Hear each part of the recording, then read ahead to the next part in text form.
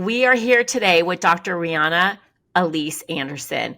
I've gotten to know her as a truly world-renowned expert on racial discrimination and how we can help change the world. That would be my easy stuff. that would be my overview of her. So, Dr. Anderson, help us understand, what is racial discrimination? Racial discrimination is the way that we treat people of different races differently. So racism is the structural power imbalance.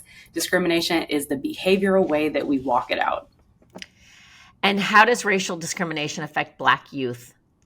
So Black youth are impacted like other youth, but with respect to psychological, physiological, neural, and a number of other outcomes like academic, et cetera. But with respect to what we're really targeting, that psychological, physiological, and neural outcomes are impacted with things like depression, anxiety, stress, trauma, hypervigilance and attentiveness, more fear, and higher blood pressure, and more challenging psychophysiological stressors within the body, tightening of muscles, joints, and our blood flow.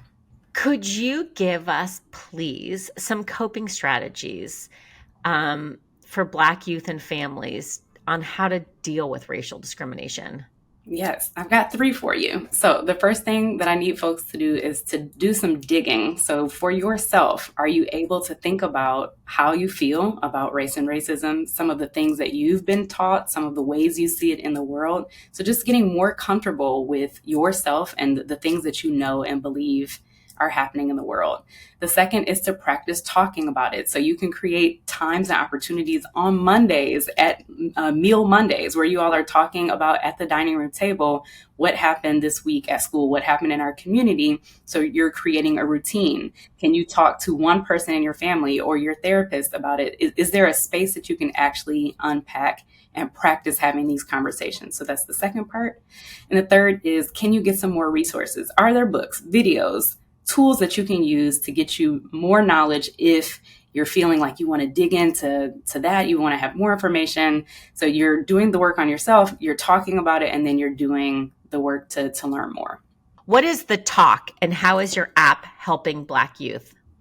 The talk are the conversations that we're having constantly, not just one time. It's not just one talk. It is the talk that folks are having constantly with their young people about race and racism. That means both preparation and what I call reparation. So how do we repair from some of the things that happened in the past and get ready for the future as well? So you can have reparative and preparative, I don't know if that's a word, but we'll go for it, conversations on race and racism.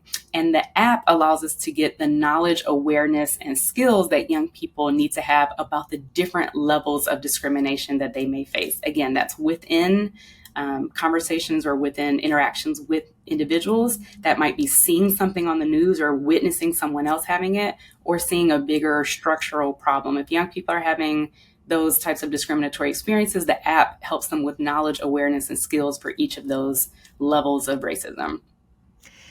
Thank you so much, Riana, for being here with us today and for giving us those great tips. Thank you so much.